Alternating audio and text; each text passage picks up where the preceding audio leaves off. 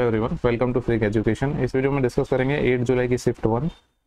20 videos मैं आपको already provide करवा चुका हूँ, 16 वीडियोस बचे हुए हैं और मैंने बोला था कि लास्ट 31 अगस्त तक सारे वीडियो प्रोवाइड करवा दूंगा। एक्चुअली पहले मेरे दिमाग में था कि 30 और 31 में सैटरडे संडे है, तो अभी आज और कल में मैं वीडियोस रिकॉर्ड करूँगा। मोस्ट प्रॉब्ली हो जाने चाहिए। अभी वीडियोज़ इसलिए नहीं आ रहे थे क्योंकि मेरा डिपार्टमेंटल एग्जाम था, तो लास्ट 4-5 दिन थोड़ा पढ़ा मैं और लास्ट 3 दिन अपने एग्जाम चले थे, तो सब में थोड़ा बिजी था, इसलिए नहीं आ पाए। तो चलो क्वेश्चन को स्टार्ट करते हैं। बाकी आपकी एग्जाम डेट तो आपको पता लगी गई होंगी, और जो ये सीरीज मैंने स्टार्ट करी है, मतलब जितने भी PYQs हैं वो तो इंपॉर्टेंट होते ही हैं, उसका तो आपको आइडिया होगा ही। पहला क्वेश्चन है, बोल रहा है कि ट्राइंगल ABC है जिसमें D और E क्या है अपने पास। साइड AB और AC पर 2 पॉइंट हैं, एक ट्राइंगल बना लेते हैं। इस तरीके से है ट्राइंगल ABC, जहाँ पे बोला गया कि AB और AC पर अपने पास 2 पॉइंट हैं D और E। यहाँ पे मान लेते हैं यहाँ पे पॉइंट D है, यहाँ पे पॉइंट E है। वो इस तरीके से है कि DE BC के पैरेलल है, यानी ये लाइन अपने पैरेलल हो जाएगी इसके, यानी थेल्स थ्योरम पे क्वेश्चन है ये। बोला गया AD और DB 3:5 है, AD और DB ये 3:5 में है। और बोला गया AC की वैल्यू है अपने पास 5.6, इसकी कंप्लीट वैल्यू 5.6 सेंटीमीटर गिवन है। हमसे क्या पूछा है इन्होंने, AE पूछा है, तो AE बता देंगे। देखो थेल्स थ्योरम के अकॉर्डिंग आपको पता है यहाँ पे, ठीक है, इतना ही डाटा है ना। थेल्स थ्योरम के अकॉर्डिंग क्या हो जाएगा, AB नहीं, यहाँ पे AD है ना, AD और ये क्या हो जाएगा अपना DB, इसका जो रेशियो है ये बराबर हो जाएगा किसके, AE/EC। और अगर हमें ये लेंथ भी लेनी होती है DE और BC, तो फिर क्या करते हैं हम, AD/ ये complete AB is equal to AE/ ये कंप्लीट दिस, तो ये बराबर हो जाता है DE/ दिस, लेकिन उसकी तो हमें नीड है ही नहीं यहाँ पे, तो ये हो जाएगा अपना। अब आपको पता है AD और DB अपने पास किस रेशियो में है, 3:5 में, यानी ये 3:5 में है। और यहाँ पे ये कंप्लीट लेंथ है 5.6, यानी मैं कह सकता हूँ ये 8 यूनिट की वैल्यू अपन को 5.6 सेंटीमीटर गिवन है। तो 1 यूनिट की वैल्यू कितनी आ जाएगी, 8×7=56, यानी 0.7 सेंटीमीटर। हमसे पूछा है इन्होंने AE यानी ये वाला लेंथ, यानी 3 रेशियो की वैल्यू पूछी, तो 3 रेशियो की वैल्यू क्या आ जाएगी, 2.1। ठीक है, तो 2.1 सेंटीमीटर इसका अपना सही जवाब हो जाएगा। नेक्स्ट क्वेश्चन है, बोल रहे the mark price of hand mixture in showroom is ₹2000, जिसको सेल किया जाता है 2 सक्सेसिव डिस्काउंट 15 और 10% है, तो उसका सेलिंग प्राइस क्या होगा। सिंपल सा क्वेश्चन है। 15% क्या होता है, 3/20, यानी 20 का कोई सामान था, 3 का डिस्काउंट मिल रहा है 17। अच्छा हो तो आप सक्सेसिव भी लगा सकते हो, A+B-AB/100 से कैसे भी कर सकते हो। 10% का डिस्काउंट है, यानी 1/10, यानी 10 से 9, तो ये तो क्या आ जाएगा अपना MP, कितना आ जाएगा 200, और ये आ जाएगा SP, यानी 17×9। इसकी वैल्यू कितनी थी सवाल में, 2000 थी, यानी सिंपली समझ आ रहा है कि 1 0 चिपकाने का बात है, तो इसकी वैल्यू कितनी हो जाएगी, 17 में तो 153 होते हैं, और उसमें 1 0 और चिपका देंगे तो 1530 रुपये हो जाएगा। नेक्स्ट सवाल है, the price of rice reduce by 24%। तो आलोक क्या करता है, 10 किलो ज़्यादा राइस खरीद पाता है 2500 रुपये में। आपको पता है कि कोई भी जो टोटल खर्चा कैसे निकलता है, किसी भी चीज़ की प्राइस क्या है इनटू कितना उसका कंजम्पशन हो रहा है, यानी मैं भी कह सकता हूँ प्राइस पर केजी, यानी जैसे आप कोई चीज़ यहाँ पे जैसे चावल ही खरीद के ला रहे हो, तो 1 किलो चावल कितने के आ रहे हैं, वो उसकी प्राइस इनटू कितने खरीद के ला रहे हो, वही तो अपना टोटल खर्चा होता है। अब यहाँ पे खर्चा तो 2500 है ना, ये एक्सपेंडिचर तो कांस्टेंट ही है, यानी प्राइस और ये कंजम्पशन के रेशियो है, इनका मल्टीप्लाई कांस्टेंट है, तो रेशियो रिवर्स हो जाएंगे। बेसिकली कॉन्सेप्ट आपको पता होना चाहिए डायरेक्टिव, और फिर भी थोड़ा मैं एक्सप्लेन कर रहा हूँ। तो यहाँ पे बोला गया कि प्राइस 24% कम हो गया। 24% कितना होता है, 24/100, ये थोड़ा सॉल्व करोगे तो ये कितना आ जाएगा, 24% क्या हो जाएगा, 4% 1/25 होता है, तो ये 6/25, यानी पहले प्राइस 25 था, अभी 6 कम हो गया, यानी अभी 19 हो गया है। तो ये तो प्राइस का रेशियो है, तो क्वांटिटी या कंजम्पशन का रेशियो क्या आ जाएगा, इसका जस्ट रिवर्स हो जाएगा, क्योंकि खर्चा अपने पास कांस्टेंट है 2500 रुपये, तो ये हो जाएगा 19 से 25, यानी पहले मैं 19 यूनिट खरीद पाता था, अभी मैं 25 यूनिट खरीद पा रहा हूँ। कितना ज़्यादा यूनिट खरीद पा रहा हूँ, 6 यूनिट। और सवाल में बोला है कितना ज़्यादा खरीद पा रहे हैं, 10 किलो, यानी 6 यूनिट की वैल्यू 10 किलो है। हमसे पूछा गया है कि चावल की घटी हुई कीमत क्या है, रिड्यूस्ड प्राइस पूछिए पर केजी की। तो सबसे पहले तो मैं क्वांटिटी देख लेता हूँ कि कितना खरीद पा रहा हूँ। यहाँ पे अगर देखा जाए 1 यूनिट की वैल्यू तो कितना आ जाएगा, 10/6, यानी 1 यूनिट की वैल्यू 5/3 kg है। अभी मैं कितना खरीद रहा हूँ, 25 यूनिट, यानी 25 × 5/3 kg, इतना मैं खरीद पा रहा हूँ। अगर पहले की भी निकालनी होती तो यहाँ पे 19 की वैल्यू निकाल देते, 5/3 × 19। प्राइस पहले भी 2500 था, अभी भी 500, यानी इतना किलो में खरीद पा रहा हूँ, कितने रुपए में, 2500 रुपये में। और मुझसे पूछा गया है कि पर केजी का प्राइस क्या होगा, यानी 1 kg का पूछा है, तो सॉल्व कर लेते हैं इसको।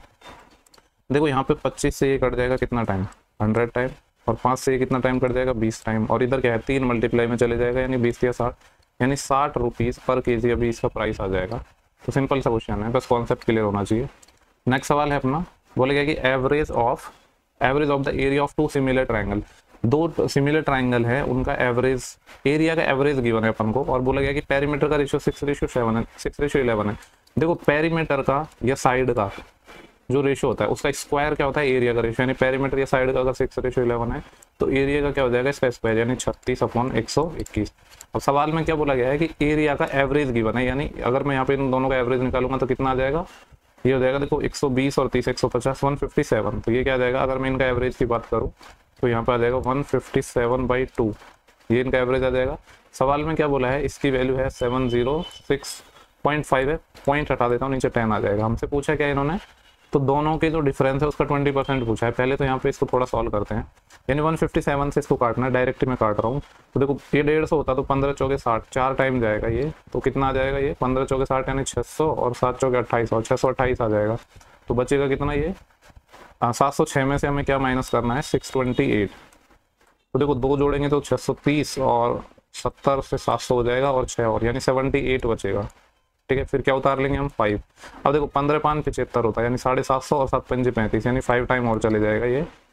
ठीक है, और यहाँ पे इस 2 से ये जो 2 है ये क्या होगा इधर मल्टीप्लाई में चले जाएगा, यानी 1 यूनिट की वैल्यू बेसिकली कितनी आ जाएगी, ये 45 दूनी 90 हो जाएगा, 90/10 यानी 9, यानी 1 यूनिट की वैल्यू 9 आ गई। हमसे पूछ रहा है कि एरिया का जो डिफरेंस है उसका 20%, एरिया का डिफरेंस देख लो कितना आ रहा है ये, यानी 121 और 36 का डिफरेंस कितना आएगा, 11 में से 6 5 ये कैरी बढ़ जाएगी और 12 में से 4 तो 85। तो हमसे पूछा गया है इसका डिफरेंस यानी 85 का भी कितना पूछा है 20%। 20% क्या होता है 1/5। ठीक है, इतना पूछा है और 1 यूनिट की वैल्यू हमने निकाल ही चुके हैं, कितनी है 9। बस इसको ही सॉल्व करना है, 5 से ये 17 टाइम चले जाएगा और 17 नंबर कितने होते हैं 153, यानी 153 इसका करेक्ट जवाब हो जाएगा, ऑप्शन 4 है। नेक्स्ट सवाल पे चलते हैं। बोले गए कि जो स्फीयर है उसका रेडियस है 5% इंक्रीज हो गई तो उसका सरफेस एरिया में क्या चेंज होगा। आपको पता है कि जो एरिया होता है वो बेसिकली रेडियस के स्क्वायर पर डिपेंड करता है। गोले का जो या स्फीयर का जो एरिया होता है वो क्या होता है 4πr², लेकिन बाकी चीज़ों से मतलब नहीं है ना, हमसे सिर्फ परसेंटेज पूछा है तो यानी रेडियस के स्क्वायर पर डिपेंड करेगा, 4π और ये सब तो कांस्टेंट रहेगा तो इससे मतलब नहीं है। तो क्या करना है बेसिकली 5 में 5% में 2 टाइम सक्सेसिव लगाना है, तो कितना हो जाएगा 5 + 5 + 5 गुना 5/100, यानी बेसिकली ये क्वेश्चन ऐसे हैं कि सॉल्व करने की जरूरत नहीं है। 5 5 10 25 और 100 से डिवाइड करेंगे तो 0.25 यानी 10.25 आ जाएगा आंसर अपना। ठीक है, नेक्स्ट सवाल देखते हैं, सिंप्लीफिकेशन का क्वेश्चन है। देखो यहाँ पे क्या है 7 × 4 28 और यहाँ है 6 × 2 12, यानी 28/12। 28/12 को थोड़ा सॉल्व करेंगे तो 4 से 7 टाइम और 4 से 3 टाइम 7/3 आ जाएगा और 3 बार मल्टीप्लाई में भी है, यानी मैं कह सकता हूँ 3 से 3 भी कैंसिल हो जाएगा, सिर्फ 7 आएगा और इधर क्या है 4 7 28, 28 - 7 कितना आ जाएगा 21। नेक्स्ट सवाल है 5 दोस्त है जिनका वेट इस तरीके से एवरेज निकालना है। अब देखो कुछ बोलेंगे कि इसको डेविएशन से निकाल लो, लेकिन डेविएशन से एक बात बताओ, आप खुद ना इसमें चाहो तो आप टाइमर लगा के देख लेना, आप डेविएशन से निकालोगे ना उससे बड़े इसको बेसिक से निकाल लो, सबको जोड़ लो और डिवाइड कर दो 5 से, वो सबसे ईजी पड़ेगा। कितना हो जाएगा ये 10 और 9 19 और 7 26 और 8 34 34 और 6 40, यानी 400 तो ये हो जाएगा, प्लस एक्स्ट्रा कितना था 7 5 12 और 3 15 और, यानी ये हो जाएगा 415, जिसको डिवाइड करना है 5 से। 5 40 और 1 बचेगा 15 5 के 15 83। तो जरूरी नहीं है कि आपको देखो आंसर से मतलब है हमें, अब कोई ऐसा दिखाना नहीं है किसी को कि यार मैंने डेविएशन से किया, क्योंकि इसमें डेविएशन लगाओगे कुछ एक वैल्यू मानोगे उससे डिफरेंस निकालोगे, उससे कम टाइम में आप इसको जोड़ लोगे। बोले एक रेक्टेंगल है जिसका पेरीमीटर 70 है और डायगोनल 75 है। ठीक है, पेरीमीटर क्या होता है रेक्टेंगल का, ट्वाइस ऑफ L + B। सवाल में बोला गया कितना है 70 है, यानी मैं कह सकता हूँ L + B की वैल्यू अपने पास है 35। ठीक है, अब हो सकता है ये 10 ट्रायल से बन जाए या बेसिक से बनाना पड़े। डायगोनल 25 है। ठीक है, देखो अब हमें या तो अगर ऐसा कोई हम बना पाए जिससे कि इसको सेटिस्फाई कर पाए, जैसे 25 है ना और आपको पता है ये 90 होगा, तो मेरे दिमाग में एक वैल्यू आ रही है 3 4 5। अगर ये 3 4 5 इसमें सेटिस्फाई कर जाए, मतलब ये 5 गुना है इसका, तो इसका 5 गुना करने के लिए क्योंकि हमें ट्रिपलेट चाहिए ना, बेसिक से भी बना लेंगे इसको, कोई बड़ी बात नहीं है। तो यानी ये 5 टाइम हो रहा है तो इसको भी फिर 15 होना पड़ेगा, इसको भी 20 होना पड़ेगा। अब इसमें सेटिस्फाई क्या करना पड़ेगा, ये देखना पड़ेगा कि क्या इसका पेरीमीटर एक्चुअली में 70 आ रहा है। तो पेरीमीटर क्या होता है ट्वाइस ऑफ L + B, यानी 20 + 15 20 + 15 35 35 का डबल 70, यानी हमें पता चल गया कि जो अपनी एक्चुअली में ब्रेथ है वो 15 है और लेंथ है वो क्या है 20 आएगा। ये 25 देख के मेरे दिमाग में आया कि यार ये 3 4 5 का ट्रिपलेट बन सकता है। तो हमसे पूछ रहा है कि आयत का क्षेत्रफल बताना है। रेक्टेंगल या आयत का क्षेत्रफल क्या होता है लंबाई गुना चौड़ाई, यानी हमें क्या बताना है 20 × 15। ठीक है, तो 15 दूनी 30 होते हैं, यानी 300 आ जाएगा। जिन लोगों को समझ नहीं आया है तो वो अगर इसको करना चाहते हैं तो कैसे बनाएंगे, सिंपली देखो अपन को क्या चाहिए आयत का क्षेत्रफल चाहिए, यानी L × B चाहिए और अपने पास है L + B। ठीक है, तो यहाँ से इसका स्क्वायर कर दो, आप इसका स्क्वायर करोगे तो क्या आएगा, जैसे यहाँ पे इसको L मान लो इसको B मान लो, तो ये है राइट एंगल ट्रायंगल, तो L² + B² तो आपके पास है ना, क्या हो जाएगा 25 का स्क्वायर 625, यहाँ से इसका स्क्वायर कर लो, ये सारी वैल्यू सब्स्टिट्यूट कर दो तो वो आ जाएगा। वो एक तरीका है, ठीक है। दोनों तरीके मैंने बता दिए, जैसे करना है वैसे कर लेना। नेक्स्ट हमसे यहाँ पे पूछा गया डीआई का क्वेश्चन है। बोला गया कि एक पुस्तक का जो अंकित मूल्य है वो सीपी से 20% एक्स्ट्रा है, यानी सीपी और एमपी में हमें रिलेशन दिया गया है। देखो 20% 1/5 होता है, अगर सीपी 5 होगा तो ये 1 ज़्यादा होगा यानी 6 होगा। बाद में बोला गया कि जो सीपी एमपी था वो 30 रुपये, यानी 6 की वैल्यू 30 रुपये गिवन है। कितना टाइम है इसका 5 गुना, तो सीपी का 5 गुना यानी इसका जो कॉस्ट प्राइस है वो 25 रुपये आ जाएगा। आगे बोला है पुस्तक की एक प्रति में प्रयुक्त कागज की जो लागत है वो क्या है, यानी कॉस्ट ऑफ पेपर पूछा गया है। और ये जो अपन को ऊपर जो पाई चार्ट गिवन है, ठीक है, यहाँ पे क्या गिवन है, ये बोला गया है कि डिफरेंट जो एक्सपेंसेस हो रहे हैं वो सब यहाँ पे बताया गया है। तो इसमें देखो ये टोटल जो भी कॉस्ट अपना एक्सपेंसेस हुआ है ये कितना है 25 रुपये, यानी 100% की वैल्यू यहाँ पे कितनी है 25 रुपये। और हमसे पूछा है कॉस्ट ऑफ पेपर, ठीक है, प्रिंटिंग के लिए कॉस्ट ऑफ पेपर, यानी कॉस्ट ऑफ पेपर क्या है, ये वाला ए वाला ये कौन सा है, ये वाला डेटा, ये ए को रिप्रेजेंट कर रहा है, यानी 20% की वैल्यू पूछी गई है। 100% की वैल्यू 25 है, 20% की वैल्यू कैसे निकालेंगे, 1/5 कर दो इसका, तो 25 का 1/5 कितना आ जाएगा 5 रुपये। तो जो पेपर की कॉस्ट है वो अपनी कितनी आ जाएगी 5 रुपये। किसी कार का मूल्य, the price of car is decrease by 15 and 20%, ठीक है, दो टाइम डिक्रीज हो रहा है प्राइस 15 और 20%, तो ओवरऑल कितना डिक्रीज हो जाएगा। 2 सक्सेसिव डिस्काउंट है बेसिकली, अपना सक्सेसिव डिस्काउंट या तो कितना हो जाएंगे, मतलब 15% कम हो रहा है और 20% कम हो रहा है। तो सिंपली लगा देते हैं a + b - ab/100, क्योंकि दोनों ही क्या हो रहे हैं अपने पास माइनस हो रहे हैं। तो 15 + 20 - 15 दूनी कितना आ जाएगा, ये 300, 300/100 यानी 35 - 3 32 आ जाएगा। वैसे तो मैंने आपको पहले भी बताया था, तो यूनिवर्सल फॉर्मूला होता है ये a + b + ab/100। अब जो चीज़ घट रही है ना उसके साथ डिस्काउंट में ऐसे लगता तो ऐसे है, ये माइनस हो जाएगा क्योंकि ये माइनस है, ये भी माइनस है, और ये माइनस माइनस प्लस हो जाएगा। इस तरीके से सॉल्व करते हैं ना तो यहाँ पे माइनस साइन के साथ ही आ जाता है, लेकिन वो कैलकुलेशन में कंफ्यूजन ना हो तो क्या करते हैं हम, ये इस वाले को माइनस कर देते हैं, इसको प्लस में निकाल लेते हैं। नेक्स्ट सवाल है 16 और 4 सेंटीमीटर त्रिज्या के अपने पास 2 सर्कल है जो एक दूसरे को एक्सटर्नली टच कर रहे हैं पॉइंट ए पर। सिंपल सा क्वेश्चन है, 2 सर्कल है एक्सटर्नली टच कर रहे हैं, ठीक है। पी क्यू क्या है, इनकी कॉमन टेंजेंट है, यानी ये वाले इसकी टेंजेंट की बात कर रहे हैं, और जिनके सेंटर C1 C2 है तो उसकी कॉमन टेंजेंट की लेंथ पूछिए, यानी ये वाली लेंथ पूछिए अपन से, ठीक है। नहीं इसको हम क्या बोलेंगे DCT, डायरेक्ट कॉमन टेंजेंट। और जब 2 सर्कल एक दूसरे को टच करते हैं तो उसका डायरेक्ट फॉर्मूला है 2√R1R2। तो ये क्या जाएगा 2 × R1 क्या है अपने पास 16 और R2 कितना है अपने पास 4, तो 64 का 8 आ जाएगा, 2 × 8 कितना आ जाएगा 16। ये बेसिकली फॉर्मूला आता कैसे, ये वही है अपना D² - R1 - R2 whole square करोगे उसी से आता है, क्योंकि यहाँ पे D बराबर क्या हो जाता है R1 + R2 हो जाता है, ठीक है। सारी चीज़ें बहुत बार बताई हैं, कम से कम ये सवाल तो आता ही रहता है बहुत ज़्यादा, तो 50-100 बार तो अब तक बता दिया होगा। 10 और 65 के बीच कितनी संख्या हैं जो 2, 3 और 4 से डिविजिबल है। देखो अगर नंबर 2, 3 और 4 से डिविजिबल है तो इनके LCM से भी डिविजिबल होगा। 4 2 का तो 4 आ जाएगा LCM, और 4 3 का 12, यानी ऐसा नंबर हमें ढूंढना है बिटवीन 10 to 65 जो 12 से डिविजिबल हो। तो पहला आ जाएगा 12, फिर 24, फिर कितना आ जाएगा 12 के 36, 12 चौके 48, 12 पंजे 60। सिंपली कितने नंबर हो गए, 5 नंबर हो जाएंगे। नेक्स्ट सवाल है शहर P में आयोजित मनोरंजक कार्यक्रमों की औसत संख्या बतानी है। जो डाटा है वो अपने पास सैकड़ों में है, यानी हंड्रेड्स में है। किसका बोला है P का मनोरंजक कार्यक्रम, यानी इन सबको ऐड करना है हमें। तो पहले देखो 11 और 6 17, 17 और 18 35, 35 और 1 36, 36 और 1 37, 37 तो 1 हो गया, प्लस एक्स्ट्रा और कितना था 0.3 और 0.5, 0.8 और है, यानी ये हो जाएगा 37.8। लेकिन बोला था डाटा हंड्रेड्स में, तो 100 से मल्टीप्लाई कर देता हूँ, और इसका भी क्या चाहिए था हमें एवरेज, यानी 5 से भाग दे देते हैं। बस सॉल्व कर लो, 5 से ये 20 टाइम चले जाएगा। इस 20 में जो 10 है ना वो तो इसका पॉइंट हटाने के काम आ जाएगा, तो ये 378 बन जाएगा, और इसका डबल करना है। 2 8 16 1 असिल 6 1 में ही आ रहा है, नहीं 2 में है। वैसे देखो 300 का डबल 600 होता है, और 78 का डबल कितना हो जाएगा 7 दूनी 14 और 8 दूनी 16, यानी 156 और, तो 600 और 156 कितना आ जाएगा 756। नेक्स्ट क्वेश्चन है, बोल रहा है कि a person borrowed some money at the rate of 8% per annum. 8% के हिसाब से पैसा ले रहा है पहले 2 साल के लिए। तो पहले 2 साल के लिए 8% के हिसाब से अगर ये पैसा ले रहा है तो पहले 2 साल के लिए जो इंटरेस्ट हो जाएगा वो 16% हो जाएगा।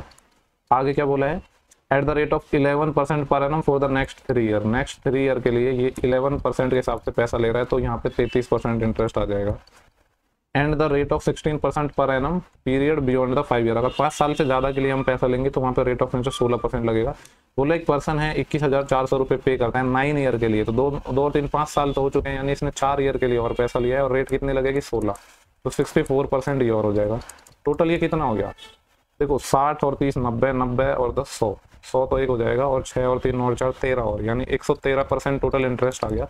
सवाल में बोला है इसने 21,400 रुपये पे किए हैं। इसको काट लेते हैं। देखो 113 से एक टाइम ही जा पाएगा ये, बचेंगे कितने अपने पास 87 और 14, 7 4 11, एक असिल 8 और एक 9 101 बचेंगे, फिर क्या उतार लेंगे हम 0। तो ये कितने बार डिवाइड होगा, देखो ये 113 से हम डिवाइड कर रहे हैं, अगर 9 टाइम करूंगा मैं तो 900 और 13 90 ज़्यादा चले जाएगा, 8 टाइम ही जा पाएगा। 8 टाइम कितना हो जाएगा 800, तो 1 और 13 × 104 यानी 904, ये है 904 और ये है 1010, यानी 106 बचेगा। फिर वापस नेक्स्ट 0 हम उतार लेंगे। अब देखो अगर इससे मैं 9 टाइम करता हूँ तो कितना आएगा 900 और 13 में 117, यानी 1017 आएगा, और ये 1060 है तो 9 टाइम चले जाएगा, यानी 189 समथिंग आएगा, ऐसे चलता जाएगा आगे, पॉइंट कुछ आएगा आगे। और फिर हमें चाहिए, इसने बोला गया है कि टोटल इसने कितना पैसा लिया है, यानी 100% की वैल्यू हमें चाहिए। ठीक है, तो यानी 189 आएगा, उसके पीछे 0 चिपकाने हमें, तो ये तो ऑप्शन नहीं हो सकता, ये भी नहीं हो सकता। यहाँ पे 18 है लेकिन बाद में 7 है, तो ये भी नहीं हो पाएगा, केवल यही ऑप्शन हो पाएगा। ठीक है, आगे इसको डिवाइड करने की जरूरत नहीं है, थोड़ा ऑप्शन की हम हेल्प ले लेंगे तो ये अपना आंसर आ जाएगा। एग्जाम में भी यही अप्रोच रखनी है आपको, जब तक रिक्वायरमेंट ना हो पूरी कैलकुलेशन मत करो। नेक्स्ट सवाल है, ये कुछ डाटा है, किस तरीके से है कि जो पाई चार्ट है दिए गए वर्षों के दौरान भारत में आने वाले विदेशी पर्यटकों की संख्या है। ओके, ये इंडिया में आने वाले लोग हैं, अमेरिका से इतना है, ब्रिटिश से, रूस से और अदर से। ठीक है, और ये इनका एज का डाटा है। दो अपन को पाई चार्ट है, एक तो अदर कंट्री से जो लोग इंडिया में आए हैं वो, एक एज का। अब सवाल में क्या बोला गया है, यदि किसी वर्ष में टोटल इतने पर्यटक हैं जो भारत आए हैं, टोटल जो ये पर्यटक आए हैं वो कितने हैं 100%, यानी मैं यहाँ से कह सकता हूँ 100% की वैल्यू, इधर चलो यहाँ पे ही करते हैं, 100% है इसकी वैल्यू। सवाल में गिवन है किसी पर्टिकुलर ईयर में कितना है 2 5 और 4 टाइम्स 0, तो यहाँ से मैं कह सकता हूँ 1% की वैल्यू कितनी है कि 2 0 कैंसिल हो जाएंगे, यानी 2500। बोल रहा है कि पर्यटक भारत आए और डेटा का आयुवार वितरण सभी देशों पर लागू होता है, यानी ये जो परसेंटेज है ना एज का डिस्ट्रीब्यूशन, ये सब कंट्री के लिए सेम है, ये बोल रहा है। तो वर्षों के दौरान भारत में आने वाले रूसी पर्यटकों की संख्या, अब किसके निकालने हैं, रूसी के। रूस से आने वाले कितना है, ये ग्रे कलर यानी यहाँ पे 15%, यानी सबसे पहले तो 15% की वैल्यू निकाल लेते हैं, तो ये आ जाएगा 2500 × 15, यानी इतने लोग हैं जो इंडिया आए थे रूस से। अब आगे क्या पूछा है, बोलेगा कि इसमें से भी 50 साल से जो ज़्यादा है उनका हमें देखना है। अब 50 साल से जो डाटा ज़्यादा है वो कौन सा है, ये येलो कलर, और येलो कलर कितना है 10%, यानी ये जो भी है इसका हमें कितना चाहिए 10% चाहिए। इसका 10% कितना हो जाएगा 1/10, यानी 2500 का 1/10 निकालूंगा तो एक 0 कैंसिल हो जाएगा, तो आएगा 250 × 15, एक 0 तो यहाँ पर आ जाएगा, 15 5 75, 7 असिल, 15 2 30 और 7 37, यानी 3750 आंसर आ जाएगा, ऑप्शन नंबर 2। नेक्स्ट सवाल है, ठीक है, बोला गया कि डिमांड का डाटा गिवन है और प्रोडक्शन का है। ठीक है, डिमांड यहाँ पे ये ब्लू कलर में और ये येलो कलर में प्रोडक्शन है, थोड़ा नज़र तो कम आ रहा है। वैसे हमसे पूछ रहा है कि मांग से अधिक, मतलब डिमांड से अधिक प्रोडक्शन और प्रोडक्शन से अधिक डिमांड, उनका रेशियो हमसे पूछ रहा है बेसिकली। मैं इसको थोड़ा जूम करता हूँ और आपको अच्छे से एक्सप्लेन करता हूँ। क्या बोला गया है, एक तो हमें वो डाटा चाहिए जहाँ पे क्या है डिमांड, मांग से अधिक उत्पादन है, मतलब कहने का क्या है डिमांड से ज़्यादा क्या है अपने पास प्रोडक्शन है, यानी ये जो येलो कलर है ये अपना ऊपर आना चाहिए। एक तो हमें ऐसे देखने कितने हैं, येलो कलर ऊपर आना चाहिए ब्लू से, एक तो यहाँ पे है, ठीक है, एक येलो कलर ब्लू से ऊपर होना चाहिए, एक यहाँ पे है येलो कलर होना चाहिए, इसको नहीं करेंगे इंक्लूड, यहाँ पे येलो कलर ऊपर होना चाहिए, नहीं ये हो गया, यहाँ पे येलो कलर ऊपर होना चाहिए, ये हो गया, यानी एक तो आ गया अपना 4 जहाँ पे डिमांड है, सॉरी डिमांड कम है प्रोडक्शन से। अब बाद में क्या पूछा गया था कि प्रोडक्शन से ज़्यादा डिमांड होनी चाहिए, यानी ब्लू कलर ऊपर आना चाहिए, तो दूसरा कलर यहाँ पे हम चेंज कर लेते हैं। अभी हमें ब्लू कलर ऊपर चाहिए तो यहाँ पे है, उसके बाद कहाँ है, यहाँ भी नीचे है, यहाँ भी नीचे है, यहाँ ऊपर है, देन उसके बाद ब्लू ऊपर चाहिए और कहीं नहीं है, यानी 4:2 हमसे पूछा है, तो कितना आ जाएगा 2:1, 2:1 यानी ऑप्शन नंबर पहला हो जाएगा। उम्मीद कर रहा हूँ समझ आ गया होगा। यहाँ पे हमसे यही पूछा गया था इन्होंने कि एक तो डिमांड से ज़्यादा प्रोडक्शन, उसका रेशो कितने ईयर्स में है, और प्रोडक्शन से ज़्यादा डिमांड। ठीक है, नेक्स्ट सवाल पे चलते हैं। बोल रहा है कि ए के मार्क्स है मैथमेटिक्स में वो डायरेक्टली प्रोपोर्शन है प्रैक्टिकल टाइम के लिए, यानी जो मार्क्स हैं वो किसके हैं, जितना तुम टाइम दे रहे हो उसके अकॉर्डिंग तुम्हारे मार्क्स आएंगे। सवाल में भूल दिया। बोल रहा है कि ए को 70 मार्क्स मिलते हैं कब, जब वो 6 घंटे प्रैक्टिस करता है। मार्क्स मिल रहे हैं 70, देखो कोई भी प्रोपोर्शनल हटाते हैं तो कोई कांस्टेंट आता है, लेट्स से कि के मान लेते हैं, टाइम कितना है 6, यानी के की वैल्यू आ गई 70/6, 2 से काटेंगे तो 35/3। बोला गया 90 मार्क्स लाने के लिए कितना टाइम उसको रेगुलर प्रैक्टिस करना पड़ेगा, तो दोबारा इसी में वैल्यू रख दो इस इक्वेशन में। अभी मार्क्स चाहिए 90, ठीक है। अभी हमसे क्या पूछ रहा है, टाइम। के की वैल्यू हमारे पास थी कितनी 35/3 इंटू टाइम, यानी टी पूछा है। सॉल्व कर लेते हैं इसको, 5 से ये 7 टाइम और 5 से ये 18 टाइम, ठीक है। ये 3 इधर मल्टीप्लाई में चले जाएगा, यानी 54/7, तो ये कितना आ जाएगा 7 7 49, और 7 8 56, 7 और 8 के बीच में आंसर आएगा, एक ही ऑप्शन है। नेक्स्ट सवाल देखते हैं।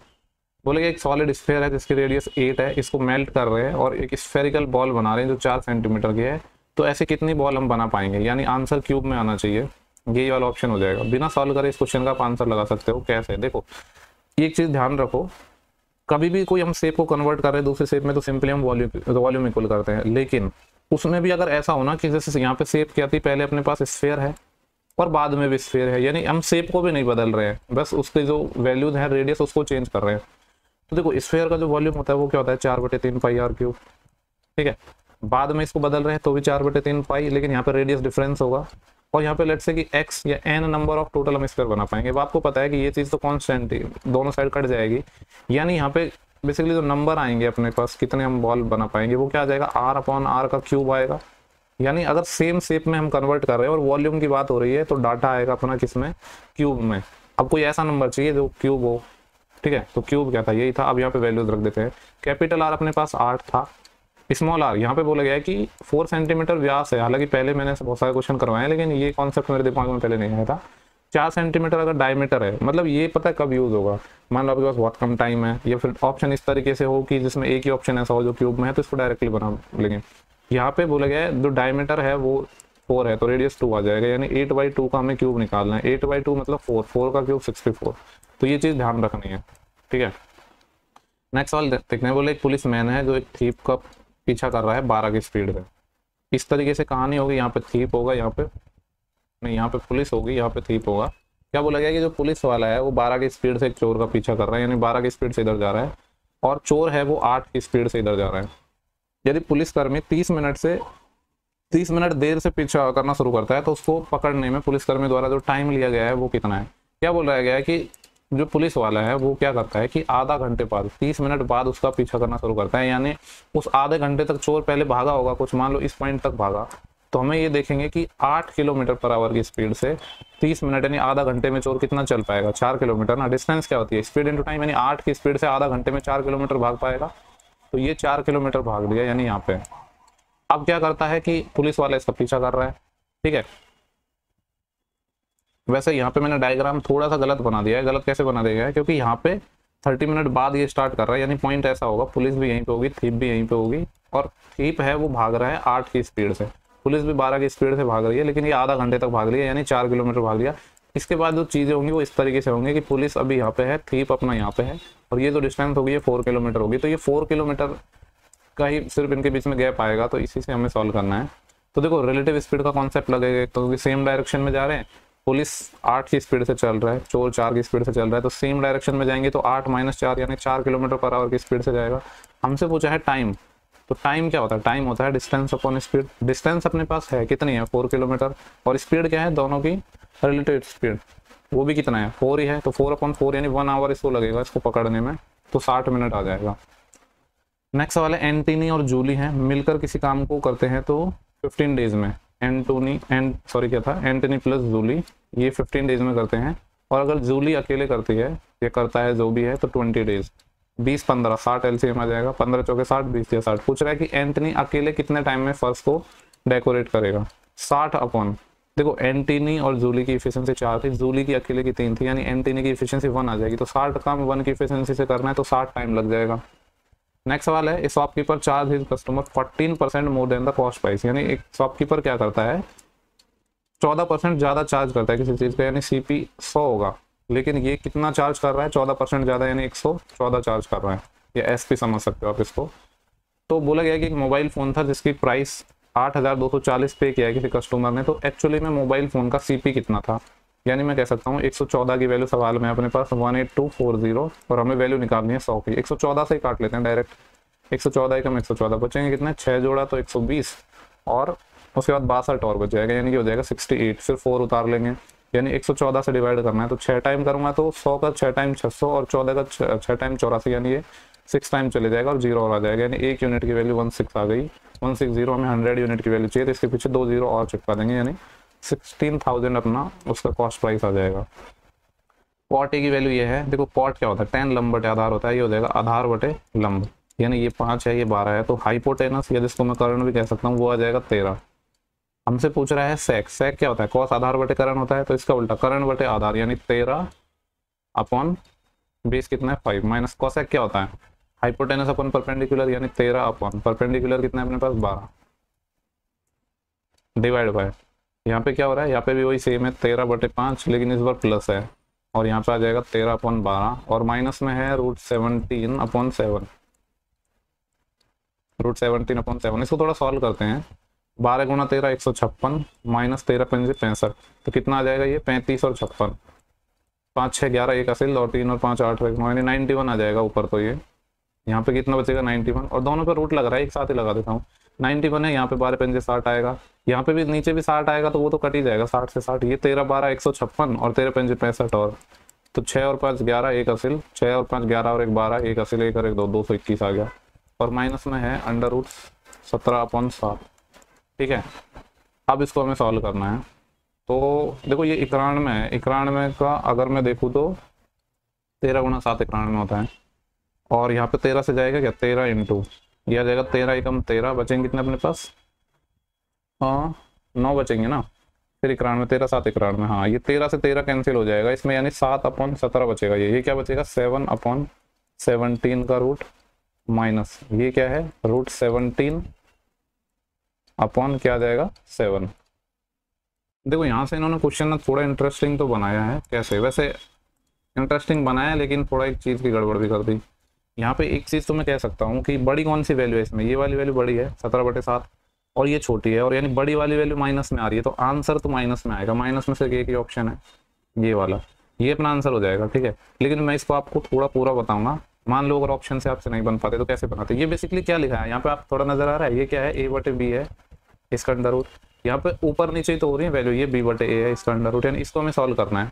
लेट्स से कि इसको मैंने x मान लिया, अब मैं क्या कर रहा हूँ इसका स्क्वायर कर रहा हूँ, यानी x², तो क्या आएगा a² मतलब a/b प्लस b² मतलब b/a, माइनस में 2ab, तो ये तो रिवर्स ही है ना एक दूसरे के, यानी 2ab करोगे तो सब कट जाएगा, 2 गुणा 1 2 आएगा। अब चूंकि निकालना तो हमें x ही था, तो ये क्या आ जाएगा अंडर रूट a/b b/a, इसको थोड़ा और सॉल्व करोगे तो क्या आ जाएगा ये a² plus b² upon ab, और माइनस में 2। ठीक है, या फिर इसको 2 को भी इधर मल्टीप्लाई कर दो तो ये 2ab आ जाएगा, और नीचे क्या बन जाएगा ये ab। इसको थोड़ा और अगर मैं सॉल्व करना चाहूँ तो ये क्या है a माइनस बी का होल स्क्वायर है, और बाहर रूट लगा है, यानी ऊपर a माइनस बी आ जाएगा, और नीचे क्या आ जाएगा अंडर रूट ab। तो बेसिकली ये इस फॉर्म में आ जाएगा। अब इसका यूज कर लो, पहले मैंने आपको पूरा यहाँ पे बता दिया है। तो ये क्या हो जाएगा a माइनस बी, a क्या है अपने पास ये a है, b क्या है ये b है, तो 7 - 17, तो माइनस का 10 divide by a Guna b का रूट, 17 से 119, तो ये। ठीक है, मैं कहूँगा कि क्वेश्चन ये इजी था, लेकिन इस तरीके से आंसर दिया था और इसमें ऑप्शन की हेल्प नहीं लेते हैं, तो थोड़ा सा काफी लोग कंफ्यूज होते हैं कि यार इसको आगे कैसे करेंगे। नेक्स्ट सवाल है, क्या बोला गया, एक पिता की वर्तमान आयु और उसकी पुत्री की, एक फादर है एक डॉटर है, क्रॉस प्रोडक्ट मेथड से बना लेंगे एज के क्वेश्चन को हम। क्या बोला गया है कि जो फादर की एज है वो उसकी डॉटर का 3 टाइम, यानी डॉटर की 1 है तो फादर की 3 हो जाएगी। 10 ईयर लेटर क्या हो रहा है, उसकी पुत्री की डबल हो गई उसकी एज, यानी अगर डॉटर की अभी 1 है तो अभी 2 हो जाएगी। देखो टोटल कितना गैप आया है, ये करंट ईयर से 10 ईयर आगे जा रहा है, यानी टोटल 10 साल की बात हो रही है। तो 10 यहाँ पे लिख देते हैं, 10 यहाँ पे लिख देते हैं। चूंकि ए के डायरेक्शन में जा रहा है तो मतलब साइन लिखने की जरूरत नहीं है, प्लस प्लस ही आ जाएगा। तो क्रॉस प्रोडक्ट कैसे कैसे लगाते हैं, इसका मल्टीप्लाई किया 3 गुणा 1 3, इसका मल्टीप्लाई किया 1 गुणा 2, उनका पॉजिटिव डिफरेंस, तो 3 - 2 1 यूनिट आएगा। 1 यूनिट की वैल्यू कैसे निकालेंगे, 2 गुणा 10 20 माइनस 1 गुणा 10 10, यानी 20 - 10 10, तो 1 यूनिट की वैल्यू 10 आ गई। पूछ रहा है डॉटर की करंट एज बताना है, डॉटर की वैल्यू क्या थी 1, क्योंकि यही तो रेशियो था जो करंट एज का था, तो इसी से वैल्यू निकलेगी। अगर हमें ऐसा होता ना कि बाद में ये वाला हमें पहले पूछता, अगर सवाल में ऐसे बोलता ना कि 10 साल बाद क्या है, तो जिसका भी निकालना होता है ना उसको आप पहले लिख लो। मान लो ये पूछता कि 10 साल बाद फादर की एज क्या है, तो ये वाला रेशियो को हम ऊपर लिखते हैं और इसको नीचे लिखते हैं, क्योंकि जो पहला रेशियो होता है उसी की वैल्यू निकल के आ जाती है। तो 1 यूनिट की वैल्यू 10 है, डॉटर की 1 ही थी, तो 1 की वैल्यू कितनी हो जाएगी 10 ईयर। ये सबसे बेस्ट तरीका है इसके क्वेश्चन को सॉल्व करने को, cross product method. Next question देखते हैं, बोल रहा है कि सी अपने पास एक सर्कल है जिसका सेंटर ओ है तथा ए भी एक कॉर्ड है, इस तरीके से है कि जो ए बी यानी जो कॉर्ड है उसकी लंबाई सर्कल सी की रेडियस के इक्वल है। अगर कॉर्ड की लंबाई रेडियस के इक्वल है मतलब इक्वलिटी ट्रायंगल बनेगा। तो पूछ रहा है ए ओ बी यानी सेंटर पर और ए डी बी, और डी पॉइंट कहाँ है इसके मेजर आर्क पर। देखो मेजर आर्क पे कोई एंगल बन रहा है और सेंटर पे बन रहा है, यानी हाफ हो जाएंगे एंगल। अगर मैं ऑप्शन का हेल्प लूँ तो 60 है, इसका आधा 30 है, ये हो सकता है। 100 का आधा होना चाहिए था, नहीं हो पाएगा। 120 का आधा होना चाहिए था, नहीं। 90 का आधा नहीं। इसको बिना सॉल्व करें हम बना सकते हैं, बाकी मैं आपको पूरा बताता हूँ प्रॉपर। ये अपना एक सर्कल हो गया, जिसमें क्या बोला गया है कि एक सर्कल सी है जिसका सेंटर ओ है, यहाँ पे सेंटर ओ मान लेते हैं।